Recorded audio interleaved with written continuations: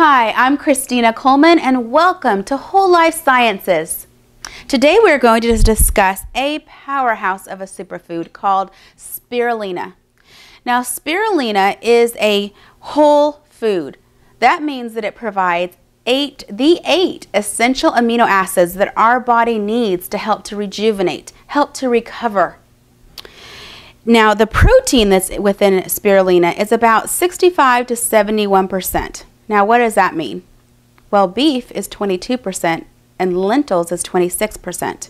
So you are literally getting everything that you need for your body to thrive in one substance called spirulina.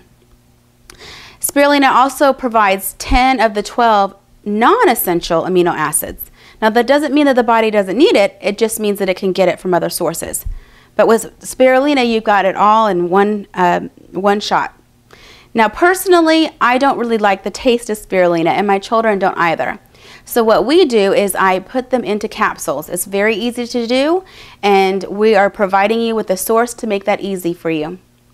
We also make sure that our spirulina is sourced without synthetic chemicals, that it's non-GMO, and that it's organic.